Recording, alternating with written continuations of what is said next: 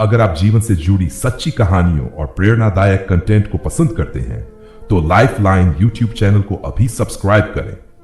ठीक है, मैं आपको भगवान बुद्ध की एक लंबी और गहरी प्रेरणादायक कहानी सुनाता हूं जिसमें जीवन का सच्चा अर्थ छिपा है। कथा युवा और वासना का बंधन। एक समय की बात है। मगध राज्य के पास एक गांव में अनिरुद्ध नाम का युवक रहता था।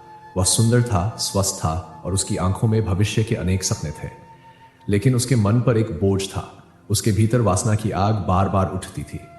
जब वह खेतों में काम करता, नदी के किनारे बैठता या गांव की गलियों से गुजरता, उसके मन में बार बार स्त्रियों के विषय में कल्पनाएं आती। वह जानता था कि ये विचार उसे शांति नहीं देंगे, लेकिन वह इनसे बच नहीं पाता था। रात को भी उसकी नींद इन विचारों से टूट जाती। धीरे धीरे उसका मन अशांत, उदास और थका हुआ रहने लगा। एक दिन वह सुनता है कि पास ही के वन में भगवान बुद्ध अपने भिक्षुओं के साथ रुके हैं। उसके भीतर आशा जागती है, शायद वही मुझे इस आग से मुक्ति दिला सकते हैं। बुद्ध के समक्ष प्रश्न। अनिरुद्ध कांपते हुए बुद्ध के चरणों में गिर पड़ा और बोला, भंते, मेरा मन वासना के बंधन में कैद है। मैं इसे रोकना चाहता हूं, पर यह विचार बार बार लौट आते हैं। क्या मैं कभी इससे मुक्त हो पाऊंगा? बुद्ध ने उसकी ओर करुणा भरी दृष्टि से देखा और कहा, अनिरुद्ध, मन को बांधने की आदत पुरानी है। यह बिना अभ्यास के नहीं रुकेगा। आओ, मैं तुम्हें एक कथा सुनाता हूं। बुद्ध की कथा भीतर कथा। बुद्ध ने कहा, बहुत समय पहले एक राजा था जिसका नाम था महेंद्र। वह सामर्थ्यशाली था, लेकिन वासनाओं में इतना डूबा कि उसका मन कभी तृप्त न होता। वह दिन रात स्त्रियों और भोग विलास में खोया रहता। एक दिन उसके नगर में एक ऋषि आए। उन्होंने राजा से कहा, राजन, यदि तू सच्चा सुख चाहता है तो इस अग्नि को बुझाना होगा। वासना की अग्नि कभी संतोष नहीं देती, बल्कि जितना जलती है उतनी ही भूख बढ़ाती है। राजा हंस पड़ा और बोला, ऋषिवर, क्या आप चाहते हैं कि मैं अपनी इच्छाओं को दबाकर सुखी हो जाऊं? यह कैसे संभव है? ऋषि ने मुस्कुराकर कहा, इच्छाओं को दबाना मत सीखो, उन्हें देखना सीखो। जब तू किसी स्त्री को देखे और मन में वासना उठे, तब उसी क्षण अपने मन से पूछ, क्या यह विचार मुझे स्थायी शांति देगा या केवल क्षणिक सुख? जब जब तू यह प्रश्न करेगा, तेरे भीतर की अग्नि धीरे धीरे ठंडी पड़ जाएगी। राजा ने अभ्यास किया और वर्षों बाद उसका मन निर्मल हुआ। तब उसने जाना कि असली सुख किसी भोग में नहीं, बल्कि अपनी ही चेतना की गहराई में है। बुद्ध का उपदेश। बुद्ध ने अनिरुद्ध देखा और कहा, वासना को रोकना बल से संभव नहीं है। यह ऐसे है जैसे नदी के प्रवाह को हाथों से थामना। लेकिन ध्यान से देखो, समझो, तो वह नदी स्वयं शांत हो जाती है। जब जब तुम्हारे मन में ऐसे विचार आए, तुम उनसे लड़ना मत।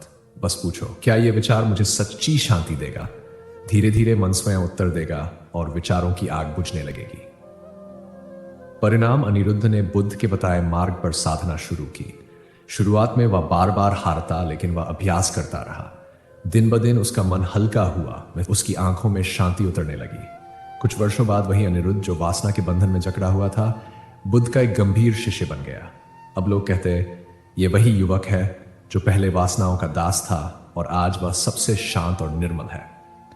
इस कहानी से शिक्षा यह है कि वासना को दबाना नहीं, बल्कि समझना और देखना चाहिए। जब हम उसे बार बार सचेत होकर देखते हैं, तो धीरे धीरे उसका प्रभाव कम हो जाता है और मन मुक्त हो जाता है। क्या आप चाहेंगे कि मैं आपको बुद्ध की एक और लंबी कहानी सुनाऊं, जिसमें एक पूरा गांव वासना के जाल से बाहर आता है?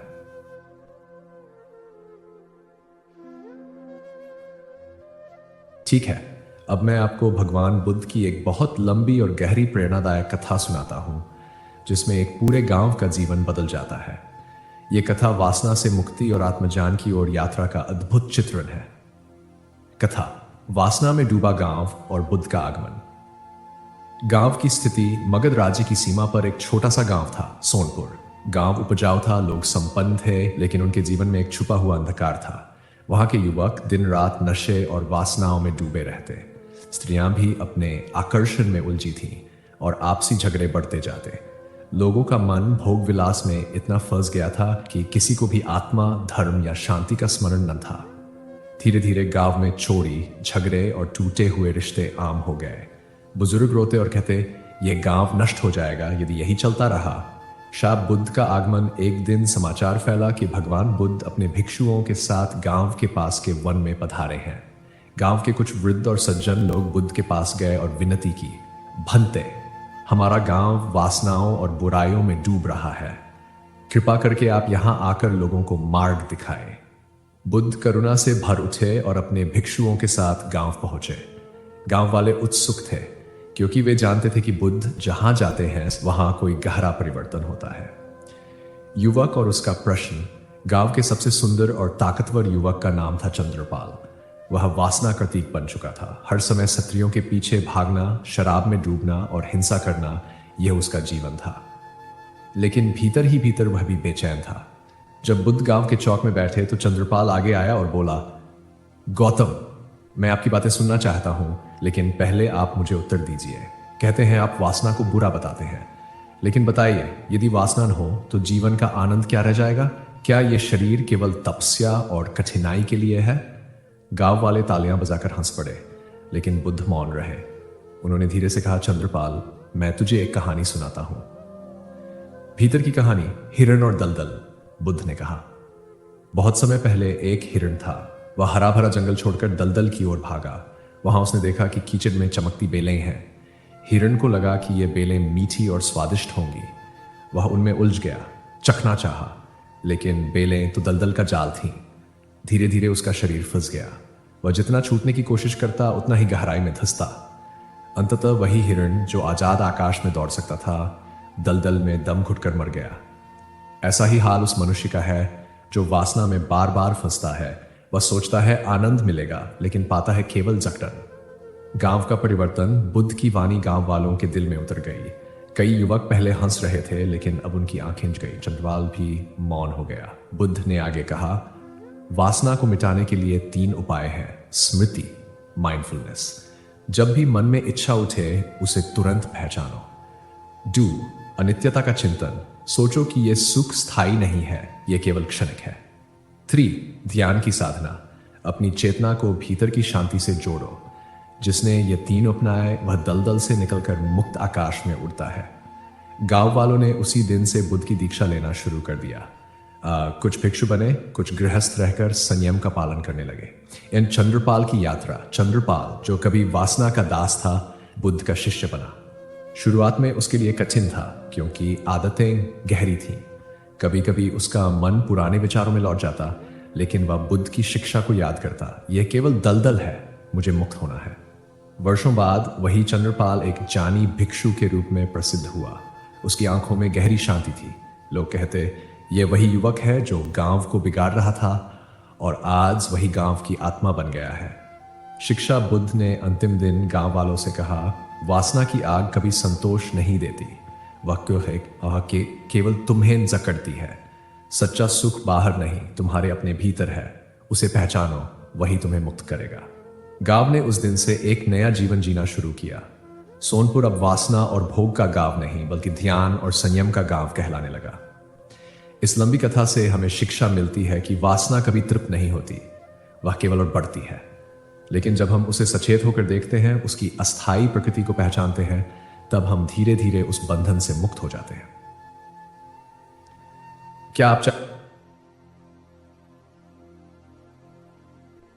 ठीक है, अब मैं आपको भगवान बुद्ध की एक बहुत ही लंबी, गहरी और प्रेरणादायक कथा सुनाता हूं। यह कथा केवल एक व्यक्ति की नहीं, बल्कि एक राजकुमार की आत्मिक यात्रा है, जहां वह वासना और सत्ता के मोह से मुक्त होकर शांति को प्राप्त करता है। कथा। राजकुमार देवदत्त और वासना का मायाजाल। राजमहल का जीवन मगध राज्य का एक उपराज्य था, कौशाम्बी। वहां के राजा का इकलौता पुत्र था देवदत्त। देवदत्त सुंदर था, ताकतवर था और युवाओं में आदर्श माना जाता था। महल में उसे हर सुख सुविधा मिली हुई थी, नृत्यांगनाएं, भोज, खेल और विलासिता। लेकिन जैसे जैसे वह बड़ा हुआ, वासना ने उसे जकड़ लिया। रात दिन वह स्त्रियों और भोग विलास में डूबा रहता। राजा को चिंता होती, पर वह कुछ कह नहीं पाता। देवदत्त को लगता, जीवन का यही असली सुख है। मैं राजकुमार हूं तो मुझे इसका पूरा आनंद लेना चाहिए। परंतु भीतर से वह बेचैन रहने लगा। जब आनंद की लहरें थम जाती तो उसके भीतर एक खालीपन जागता जो उसे डसता। बुद्ध से मुलाकात। एक दिन कौशाम्बी के पास के वन में भगवान बुद्ध अपने भिक्षुओं के साथ पधारे। उनकी ख्याति दूर दूर तक फैल चुकी थी। राजा ने अपने पुत्र को वहां जाने के लिए कहा, पुत्र, जाकर उन महात्मा से मिलो, शायद तेरे मन को कोई मार्ग मिले। देवदत्त अनमने मन से बुद्ध के पास पहुंचा। वह सोच रहा था, ये सन्यासी मुझे क्या सिखाएंगे? जीवन का सुख तो मैंने पा लिया है। जब वह बुद्ध के सामने पहुंचा तो बोला, गौतम, लोग कहते हैं वासना बुरी है, परंतु मैं कहता हूं यही जीवन का आनंद है। यदि यह न हो तो जीवन सूखा पेड़ नहीं बन जाएगा। गांव वाले चुप हो गए, सब बुद्ध की ओर देखने लगे। बुद्ध का उत्तर, मधु और विष की कहानी। बुद्ध शांत स्वर में बोले, देवदत्त, तेरी बात सुनकर मुझे एक पुरानी घटना याद आती है, मैं तुझे सुनाता हूं। उन्होंने कहा, एक बार एक यात्री घने जंगल में जा रहा था। रास्ते में उसे एक पात्र मिला जिसमें मीठा शहद था। उसने शहद चखा और आनंद से भर गया, लेकिन जैसे ही उसने और चखना चाहा, अचानक देखा कि उस पात्र के नीचे जहर छुपा था। शहद तो मीठा था, परंतु धीरे धीरे वह जहर उसकी नसों में फैलने लगा। आनंद कुछ पल का था, पर अंत में मृत्यु ही मिली। वासना का सुख भी ऐसा ही है, पहले शहद सा लगता है, पर भीतर ही भीतर वह चेतना को नष्ट करता है। राजकुमार की शंका देवदत्त ने पूछा, भंते, यदि वासना छोड़ दें तो मन खाली हो जाएगा, फिर जीवन का आनंद कहां से मिलेगा? बुद्ध मुस्कुराए और बोले, पुत्र, आनंद बाहर नहीं है, वह तेरे भीतर छिपा है। वासना का आनंद क्षणिक है, जैसे दीपक की लौ में उड़ती पतंगा। सच्चा आनंद ध्यान और करुणा में है, वह कभी नष्ट नहीं होता। क्या तू चाहेगा कि मैं तुझे एक और कथा सुनाऊं जिससे यह स्पष्ट हो जाए? राजकुमार ने सिर झुकाया। हाथी और जंजीर की कथा। बुद्ध बोले, एक बार एक हाथी था जिसे राजा ने लोहे की मोटी जंजीर से बांध दिया। हाथी शक्तिशाली था, वह जंजीर तोड़ सकता था, परंतु उसे बचपन से यही सिखाया गया था कि वह कमजोर है, इसलिए वह कभी प्रयास ही नहीं करता। एक दिन एक ऋषि ने उसे समझाया, तू बंधन में इसलिए है क्योंकि तू स्वयं को बंधा मानता है। यदि तू सचेत होकर शक्ति का स्मरण करेगा तो जंजीर टूट जाएगी। हाथी ने प्रयास किया और सचमुच जंजीर टूट गई। हे राजकुमार, तेरे भीतर भी शांति और आनंद की शक्ति है, परंतु तू स्वयं को वासना की जंजीरों में बांध कर बैठा है। यदि तू चेतना से देखेगा तो यह बंधन टूट जाएगा। राजकुमार की साधना। देवदत्त का मन कांप उठा। पहली बार उसे लगा कि बुद्ध जो कह रहे हैं उसमें सच्चाई है। वह बुद्ध के पास बैठ गया और बोला, भंते, मैं क्या करूं? बुद्ध ने उसे 3 साधन दिए। मन, श्वास का ध्यान, जब भी मन विचलित हो श्वास पर ध्यान देना। 2, अनित्य का चिंतन, हर सुख और शरीर नश्वर है, यह याद रखना। 3, करुणा का अभ्यास, जब वासना उठे तो दूसरों को अपनी मां बहन की दृष्टि से देखना। देवदत्त ने यह अभ्यास शुरू किया। शुरुआत कठिन थी। उसका मन बार बार पुराने विचारों में चला जाता, लेकिन वह हार नहीं मानता। परिवर्तन। महीनों की साधना के बाद उसका चेहरा बदलने लगा। उसकी आंखों में एक नई शांति उतर आई। लोग आश्चर्य से देखते, क्या यह वही राजकुमार है जो विलासिता में डूबा रहता था? धीरे धीरे देवदत्त बुद्ध का शिष्य बन गया। उसने राजपाट त्याग कर संन्यास ले लिया। कहा जाता है कि वर्षों बाद जब लोग उससे मिलने आते तो वे कहते, हमने कई राजाओं को देखा, परंतु सच्चा राज तो इस सन्यासी के पास है, आत्मा का राज। शिक्षा। बुद्ध ने अंत में कहा, वासना का सुख अल्पकालिक है, वह शहद में छिपे जहर की तरह है। सच्चा सुख बाहर नहीं, भीतर है। ध्यान, करुणा और सम्यक दृष्टि से ही वह पाया जा सकता है। निष्कर्ष। यह कथा हमें सिखाती है कि वासना और सत्ता के मोह में जीवन का असली आनंद नहीं है। जो व्यक्ति भीतर की चेतना को पहचान लेता है वही सच्चा राजकुमार है, चाहे वह महलों में हो या झोपड़ी में।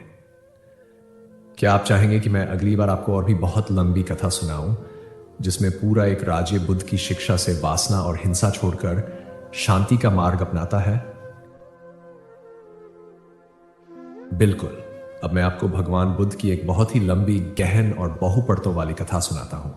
यह कथा केवल एक व्यक्ति की नहीं, बल्कि पूरा राज्य कैसे वासना, क्रोध और भोग विलास से निकलकर करुणा और शांति की ओर बढ़ता है, उसका अद्भुत चित्रण है। कथा। वासना में डूबा राज्य और बुद्ध का आलोक। भोग विलास का राज्य बहुत समय पहले आनंदपुर नामक एक समृद्ध राज्य था। सोना चांदी, सुंदर बाग, नृत्य गान, सब कुछ वहां प्रचुर मात्रा में था। लेकिन इस समृद्धि के पीछे एक बड़ा अंधकार छिपा था। राज्य के लोग वासना और भोग में डूबे रहते। दिन रात उत्सव होते, नृत्यांगनाएं महलों में गातीं, शराब बहती और लोग उन्माद में जीते। युवक युवतियां संयम भूल चुके थे। परिणाम यह हुआ कि परिवार टूटने लगे, झगड़े बढ़ने लगे और मन की शांति खो गई। राजा सत्यकेतु स्वयं ही वासना और विलासिता में डूबा हुआ था। वह सोचता यही जीवन का असली सुख है, लेकिन रात को जब वह अकेला होता तो उसे भीतर से खालीपन और बेचैनी घेर लेती। बुद्ध का आमंत्रण। एक दिन राज्य में खबर फैली, भगवान बुद्ध अपने भिक्षुओं के साथ पास के वन में ठहरे हैं। कुछ बुजुर्ग और साधु दरबार में आए और बोले, महाराज, हमारा राज्य धीरे धीरे अंधकार में डूब रहा है, कृपा कर बुद्ध को बुलाए, शायद उनका प्रकाश हमें राह दिखाए। पहले तो राजा ने उपहास किया, सन्यासी क्या सिखाएंगे, उन्होंने जीवन का सुख ही नहीं देखा। परंतु रात को उसकी बेचैनी इतनी बढ़ गई कि उसने दूत भेजकर बुद्ध को आमंत्रित किया। अब बुद्ध का प्रवेश। कुछ दिनों बाद बुद्ध अपने भिक्षुओं के साथ आनंदपुर पहुंचे। पूरा नगर उमड़ पड़ा, लोग उत्सुक थे। देखें, ये सन्यासी कौन है जिनकी ख्याति चारों दिशाओं में है। बुद्ध महल के प्रांगण में चुपचाप बैठे, उनका चेहरा शांत, आंखें करुणा से भरी थीं। राजा सत्यकेतु उनके सामने गया और बोला, गौतम, लोग कहते हैं कि आप वासना और भोग को बुरा कहते हैं, लेकिन बताइए, यदि यह न हो तो जीवन का आनंद कहाँ है? क्या मनुष्य पत्थर बनकर जिए? सभा में खामोशी छा गई। बुद्ध की कथा, राजा और मायावी उपवन। बुद्ध ने धीरे से कहा, सत्यकेतु सुनो, मैं तुम्हें एक कथा सुनाता हूं। बहुत समय पहले एक राजा था जिसे एक मायावी उपवन मिला। वहां फूल बेहद सुगंधित थे, फल अत्यंत मीठे। राजा दिन रात वहां रहता, उन फलों का रस पीता और मोहित होता। लेकिन धीरे धीरे उसने पाया कि यह उपवन हर दिन उसकी शक्ति चूस रहा है। उसकी देह दुर्बल होने लगी, आंखें बुझने लगीं। फिर उसे पता चला कि इन फलों में छिपा हुआ विष है। जो आनंद उसे मिल रहा था वह क्षणिक था, लेकिन धीरे धीरे वही आनंद उसकी मृत्यु का कारण बन रहा था। हे राजन, वासना भी उसी मायावी उपवन के समान है। पहले आनंद देती है, बाद में जीवन की ऊर्जा, मन की शांति और आत्मा की रोशनी छीन लेती है। सभा में प्रश्न। राजा ने फिर पूछा, तो क्या मनुष्य को सभी इच्छाएं दबा देनी चाहिए? बुद्ध मुस्कुराए। नहीं राजन, इच्छाओं को दबाना आग पर ढक्कन रखने जैसा है। वह और प्रबल होकर फूटेगी। इच्छाओं को समझ देखो और जानो। जब तुम उन्हें सचेत होकर देखोगे तो उनका मोह स्वयं टूट जाएगा। राज्य के युवकों का विद्रोह। बुद्ध की बातों से कुछ युवक चिढ़ गए। उन्होंने कहा, सन्यासी सुख से डरे हुए हैं, हम तो जीवन का पूरा आनंद लेंगे। बुद्ध ने उनकी ओर देखकर कहा, युवकों, एक प्रश्न पूछो स्वयं से, क्या यह आनंद स्थायी है? क्या यह मुझे गहरी शांति देगा? यदि उत्तर नहीं है तो जान लो तुम दलदल में उतर रहे हो। फिर उन्होंने हिरण और दलदल की वही कथा सुनाई, जिसमें हिरण मीठी बेलों के लोभ में फंसकर दलदल में डूब गया। सभा सन्नाटे में डूब गई। राजकुमार आनंद केतु का परिवर्तन। राजा का पुत्र आनंद केतु भी सभा में था। वह वासना में सबसे अधिक डूबा हुआ था, लेकिन बुद्ध की वाणी ने उसे भीतर तक छू लिया। रात को वह सो नहीं पाया। उसे लगा, सचमुच मैं आनंद की खोज में हूं, परंतु मुझे केवल खालीपन मिला है। सुबह वह बुद्ध के पास पहुंचा और बोला, भंते, मुझे मार्ग दिखाए। बुद्ध ने उसे 3 साधन दिए। मन, श्वास पर ध्यान, मन को वर्तमान में लाना। अनित्य का चिंतन, समझना कि शरीर और सुख दोनों नश्वर है। साहस, करुणा का अभ्यास, क्षत्रियों और लोगों को केवल भोग की वस्तु न मानना, बल्कि उन्हें करुणा से देखना। आनंद केतु ने साधना आरंभ की। राज्य का धीरे धीरे परिवर्तन। जब राजकुमार बदलने लगा तो राज्य के लोग चकित रह गए। पहले वह नृत्य गान में डूबा रहता था, अब वह साधना और सेवा में लगा रहता। लोगों ने उसका अनुसरण करना शुरू कर दिया। शराब खाने खाली होने लगे, झगड़े कम होने लगे। महल में भी नृत्य गान की जगह शांति छा गई। राजा सत्यकेतु स्वयं बुद्ध के पास गया और बोला, भंते, मैंने जीवन भर भोग में सुख ढूंढा, पर अब समझा कि असली सुख तो शांति में है।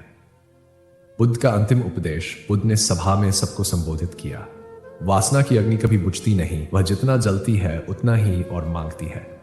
परंतु जो व्यक्ति उसे सचेत होकर देखता है वह जानता है कि ये क्षणिक है, और तब उसका मन दलदल से बाहर आकर मुक्त आकाश में उड़ने लगता है।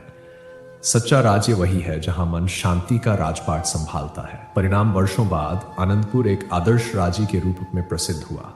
लोग कहते यह वह राज्य है जो कभी वासना और भोग में डूबा था, पर बुद्ध के प्रकाश से करुणा और शांति का केंद्र बन गया। निष्कर्ष, इस लंबी कथा से हमें शिक्षा मिलती है कि वासना क्षणिक आनंद देती है, लेकिन अंतहीन खाली छोड़ती है। इच्छाओं को दबाने से नहीं, समझने से उनका मोह टूटता है। जिनका क्या ही ध्यान अनित्य का चिंतन और करुणा ही सच्ची मुक्ति का मार्ग है। क्या आप चाहेंगे कि मैं अगली बार आपको और भी अत्यंत लंबी कथा सुनाऊं, जिसमें बुद्ध एक युद्धरत साम्राज्य को वासना और हिंसा से निकालकर अहिंसा और शांति की ओर ले जाते